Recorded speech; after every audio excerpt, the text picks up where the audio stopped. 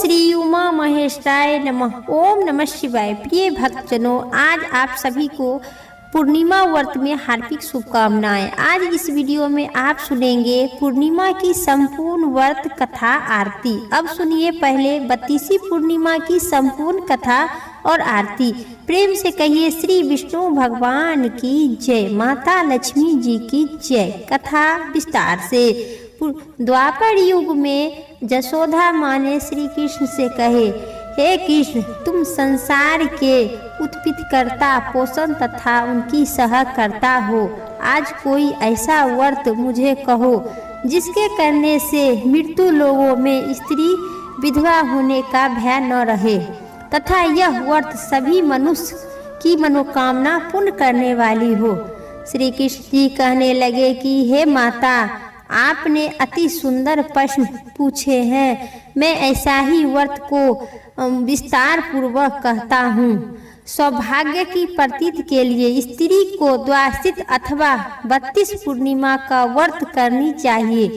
इस व्रत को करने से स्त्री को सौभाग्य संपत्ति मिलती है। यह व्रत अचल सौभाग्य को देने वाला है और भगवान शंकर के प्रति मनुष्य मात्र भक्ति से बढ़ने वाली है। जसोदा जी ने कहने लगे कि हे कृष्ण, सर्वप्रथम इस व्रत को मृत्यु लोगों में किसने किया था, इसके विस्तार पूर्वक मुझे कहो।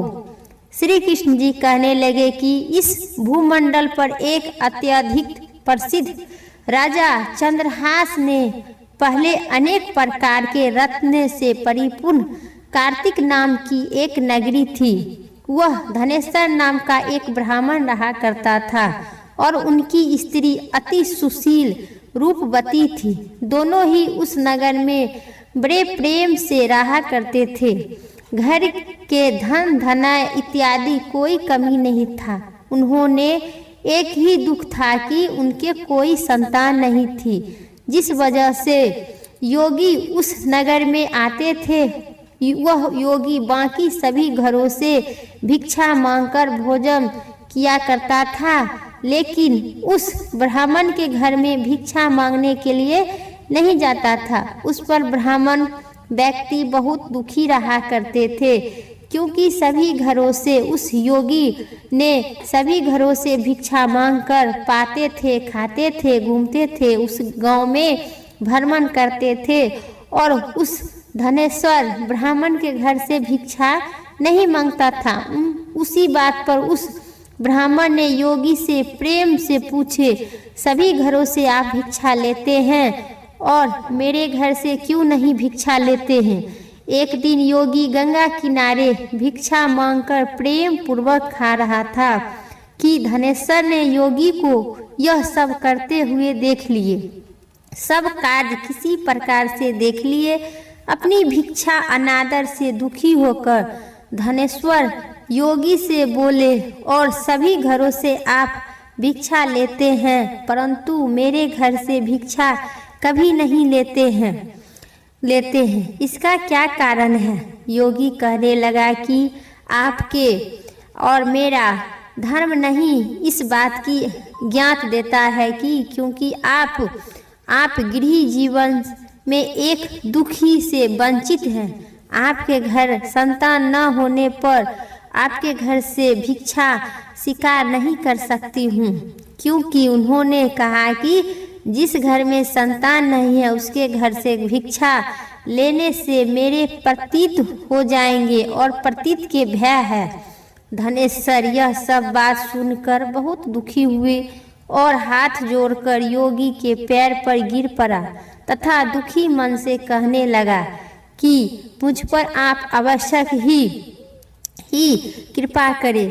संतान प्राप्ति के लिए कोई उपाय आप बताइए। आप सर्वप्रथम मुझ पर आवश्यक ही यह कृत्य कीजिए। धन की मेरे घर में कोई कमी नहीं है, लेकिन मैं संतान न होने के कारण मैं अत्यधिक दुखी हूँ। आप मेरे इस दुख का हनन कीजिए। यह सुनकर योगी ने कहने लगे कि तुम चंडिका माँ की आराधना करो। घर पहुंचकर उन्होंने यह सब सारी बात अपनी पत्नी को बताया और खुद वन में चला गया। वन में पहुंचकर उन्होंने चंडिका माँ की आराधना किया और उपवास भी किया। चंडिका माँ ने 16 दिन उनको सपने में दर्शन दिए और कहा कि धनेश्वर जा, तेरे पुत्र होगा, लेकिन उनकी आयु सिर्फ 16 वर्ष तक ही होगी। 16 वर्ष की आयु के होने के बाद वह पुत्र तुम्हारा मृत्यु हो जाएगा। अगर तुम दोनों स्त्री पुरुष 32 पूर्णिमा का व्रत करो तो यह पुत्र दीर्घायु हो जाएगा। यह धनेश्वर सुनकर कुछ तो मन में उनका बहुत दुखी हुआ। फिर भी दुखी होने के कारण फिर माँ चंडिका माँ अम्बे को यह वचन स्वीकार कर वह अपने घर आ गया और इसी सभी बात अपने स्त्री एवं पत्नी को बताया। चंडिका माँ हमें 15 दिन से दर्शन देते हैं, लेकिन दर्शन में एक ही बात कहते हैं, तुम्हारा पुत्र 16 वर्ष की आयु में मृत्यु गति के प्राप्त होगा। मैं क्या करूं, कहाँ जाऊं? फिर दोनों धनेश्वर ब्राह्मण और उनकी पत्नी, जितनी तुम्हारा समर्थ हो उतना करना, फिर जलाकर और समर्थ करना, शिव जी की पूजा करना, लेकिन 32 पूर्णिमा होना चाहिए। सुबह होती ही तुम्हें इस स्थान के पास एक आम के पेड़ दिखाई देगा। उस पर चढ़कर एक फल तोड़कर अपने घर ले जाना। अपनी स्त्री को इसके बारे में बताना और अपने घर स्त्री को सुबह सुबह स्नान होने के बाद वह स्वच्छ होकर शंकर भगवान का आराधना करे और उस फल के खा लेगी। तब शंकर भगवान की कृपा से उनकी गर्भ हो जाएगा। जब ब्राह्मण सुबह उठा तो उन्होंने उस स्थान पर गया, आम का पेड़ दिखाई दिया और वहाँ उन्होंने फल तोड़ने की बहुत प्रयास किया, लेकिन विफल हो गया, नहीं हुआ। वह पेड़ पर चढ़ नहीं पा रहा था। यह देखकर उस बड़ी ही चिंता हुई। उन्होंने भगवान गणेश जी की उपासना की और कहा कि हे दयानिधि, आपने भक्तों को विघ्नहर्ता, विघ्न को नाश करने वाले, मंगल कार्य को देने वाले, दुष्ट को नाश करने वाले, रिद्धि सिद्धि को देने वाले, आप मुझ पर इतना बल दे कि मैं अपनी मनोकामना पूर्ण कर सकूं। इसके बाद वह पेड़ से फल तोड़कर अपनी पत्नी के पास पहुंच गया। उनकी पत्नी ने अपने पति के कहने के अनुसार उस फल के खा ली और वह गर्भवती हो गई। देवी की कृपा से उसे बहुत सुंदर पुत्र पैदा हुआ। उनका नाम उन्होंने देवी दास रखा। माता पिता के हर्षोल्लास के साथ वह बालक बढ़ने लगा। भगवान की कृपा से बालक की निपुत था। वह दुर्गा जी के साथ कथा सुनकर उनकी माता ने 32 पूर्णिमा का व्रत भी रखी थी। जैसे ही वह बालक 16वां वर्ष होने लगा तब पति पत्नी बहुत दुखी होने लगे कि उनके पुत्र की मृत्यु न हो जाए। उन्होंने सोच कि अगर उनके सामने यह बालक का मृत्यु हो जाएगा तो मैं क्या करूं, कहाँ जाऊं। बहुत भगवान से आराधना करने लगा, हे भगवान, मेरा पुत्र का कहीं मृत्यु आए उससे पहले मैं पति पत्नी को मृत्यु की प्राप्त हो जाए, मेरा पुत्र को कुछ नहीं होगा। यह माता चंडिका आराधना करने लगी। दोनों पति पत्नी, साथ ही माता पार्वती शिव जी की भक्त था, क्योंकि शिव भगवान की भी पूजा करता था और 32 पूर्णिमा का भी व्रत करती थी उनकी माता, देवी दास की माता। वह फिर तो वह वहाँ कैसे देख पाएगी। तब उन्होंने देवी दास को मामा को बुलाया और 1 वर्ष के लिए देवी दास को काशीपुर पढ़ने के लिए भेज दिए। 1 वर्ष के बाद आपस लेकर जाने लगे। देवी दास अपने माता पिता के साथ एक घोड़े पर सवार होकर चल दी। उनके मामा को भी यह बात को पता नहीं था। दोनों पति पत्नी से 32 पूर्णिमा का व्रत पूरा की। इधर दूसरी तरफ मामा और भांजा दोनों रात गुजारने के लिए रास्ते में एक गांव में रुक गए। उस गांव गुजरते ही रास्ते में रुक गए। उस गांव के ब्राह्मण की कन्या का विवाह होने वाला था। जिस धर्मशाला में वर और बारात बाकी लोगों रुके थे, उसी धर्मशाला में देवीदास उनका मामा भी ठहर गया। उस कन्या को तेल इत्यादि चढ़ाने के बाद लगन का समय आया तो वर की तबीयत खराब हो गई। वर पिता के अपने परिवार वाले के साथ विचार विमर्श करके कहा कि और देवीदास मेरे पुत्र जैसा ही है, मैं इसके साथ लगन करा दूं और बाकी का सारे काम अपने बेटे के साथ पूरा हो जाएगा ऐसा कहने के बाद वर के पिता देवीदास के मांगने के लिए उनके मामा के पास गए और उन्होंने सारी बात सुना दी। मामा ने कहा कि कन्यादान में जो कुछ भी मिलेगा वे सब हमें ले जाएंगे। वर के पिता ने बात स्वीकार कर ली। इसके बाद देवीदास की मामा ने विवाह कन्या के साथ संपन्न हो गया। उसके बाद वह अपनी पत्नी के साथ भोजन कर रहे थे और मन ही मन विचार करने लगे कि न जाने यह किसकी पत्नी होगी। यह सोचकर उनकी आंख आंसू भर गया। तब वधू ने पूछा कि क्या बात है, आपको क्या हो गया, क्यों उदास है? तब उन्होंने सारी बात अपनी पत्नी को बता दी। मैं अपने काशीपुर पढ़ने जा रही थी। रास्ते में मैं रात हो गया। फिर यहाँ मैं धर्मशाला में रुक गई अपनी मामा के साथ। उसी समय मेरा आपके लड़का के पिताजी ने मेरे मामा से कहवाकर मेरा विवाह करा दिया। उपस्थित मेरा माता पिता भी यहाँ पे नहीं है। मैं क्या करूँ, कहाँ जाऊँ, कुछ ठीक नहीं लग रहा है। न जाने आप किसकी पत्नी होगी और मेरे साथ हो गया। इसी चिंता में देवीदास सही बात कह के उदास होने लगे। तब उनकी पत्नी ने बोली, आप चिंता न करें, आप ही की पत्नी मैं रहूँगी। कन्या ने कहने लगी कि ब्राह्मण विवाद विमर्श है, आप ही मेरे पति हैं, मैं आपकी ही पत्नी रहूँगी, किसी अन्याय को कभी नहीं होंगे। तब देवीदास ने कहा, ऐसा मत कीजिए, क्योंकि मेरी आयु बहुत कम है, मेरे बात आपका क्या होगा।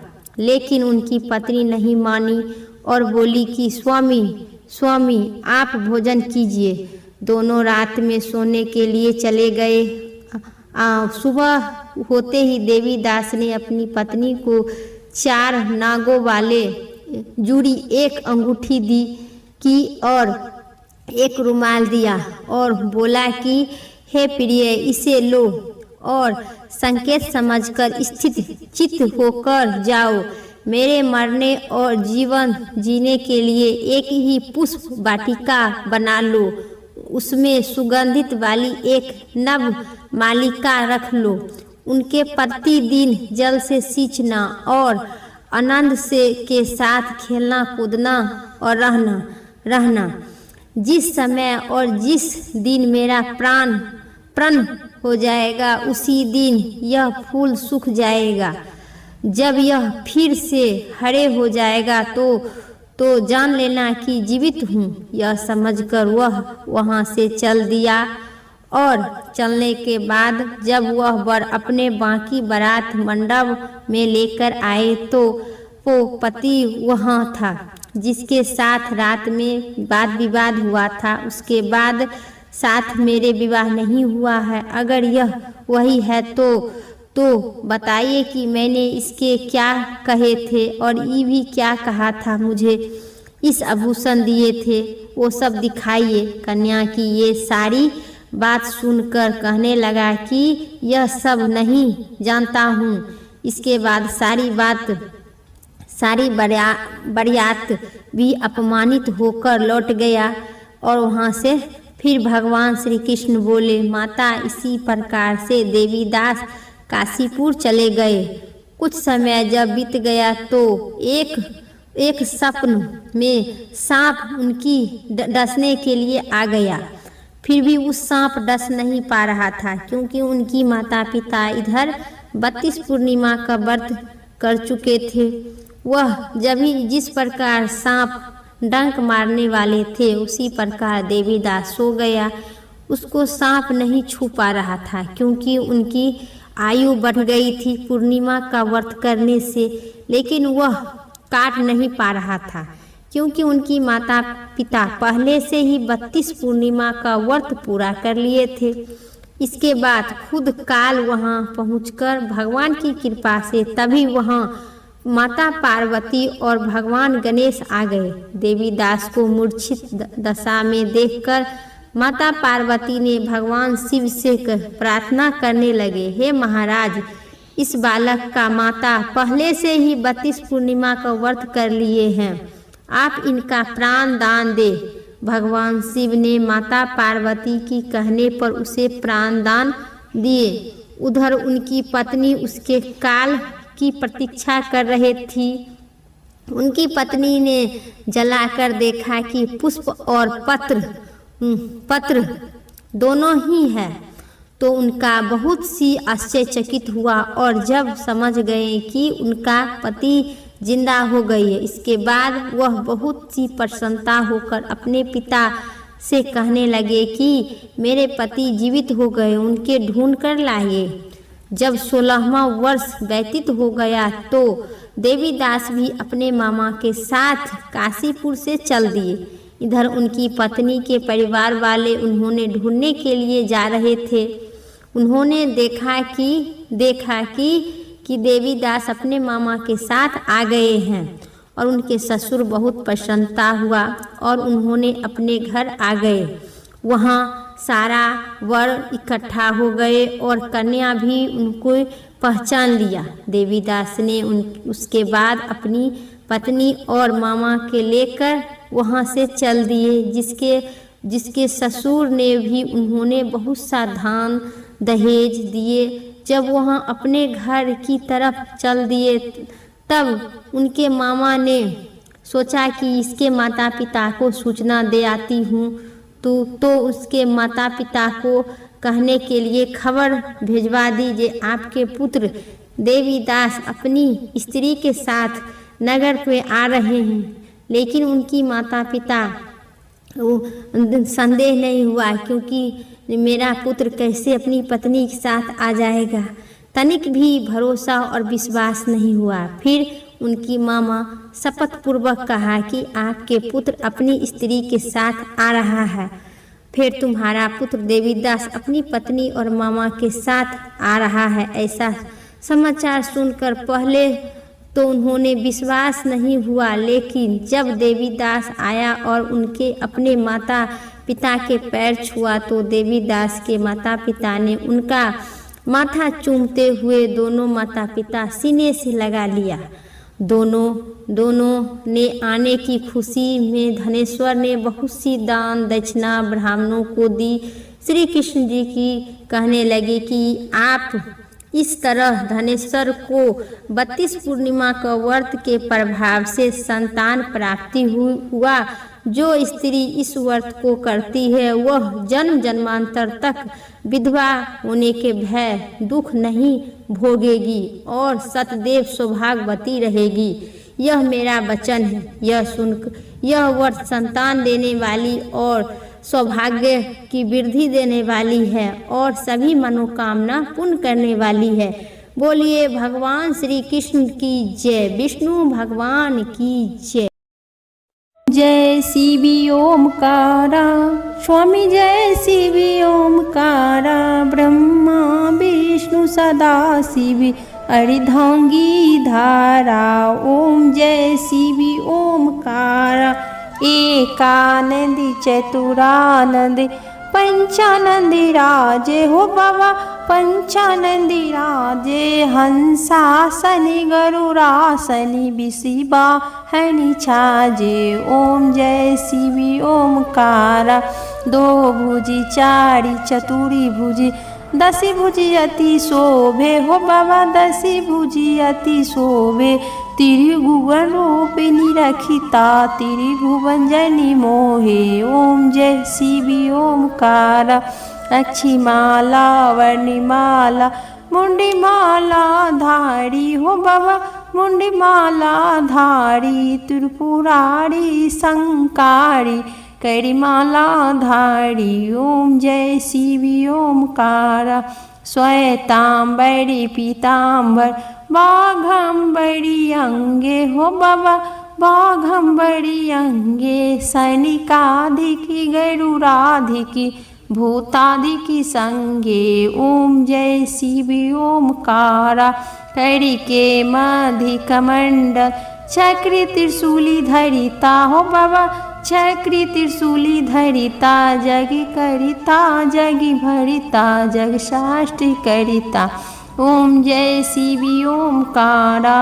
ब्रह्मा विष्णु सदा शिवी जानती अविवेका पर्णाक्षर में मध्य ये तीनों एका ओम जय शिवी ओमकारा पर्वत शोभे पार्वती शंकर कैलासा भांग धतूर के भोजन भस्मे बासा ओम जय शिवी ओमकारा जटा में गंगा बहत है गले मुंडी माला हो बाबा गले मुंडी माला से नाग लिपटत है ओढ़ती मृगी छाला ओम जय शिवी ओमकारा हो बाबा जय शिवी ओमकारा काशी में विराज विश्वनाथ नंदी ब्रह्मचारी नीति उठी दर्शन पर्वत महिमा अति भारी ओम जय शिवी ओमकारा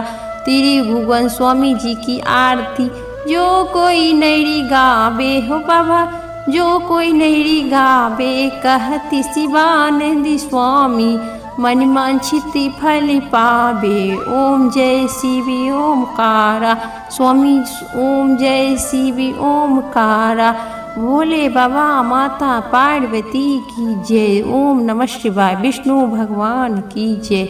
मेरा 32 पूर्णिमा की संपूर्ण कथा आरती समाप्त हुई। उम्मीद करते हैं आप सभी को इस कथा पसंद आई होगी। चैनल पर नए हैं तो पक्का लाइक करके सब्सक्राइब करें और कमेंट बॉक्स में ओम नमः शिवाय हर हर महादेव जरूर लिखिए। फिर इसी प्रकार के इसी चैनल पर इसी टाइप के वीडियो लेके आते हैं। तब तक के लिए हर हर महादेव जय श्री राम।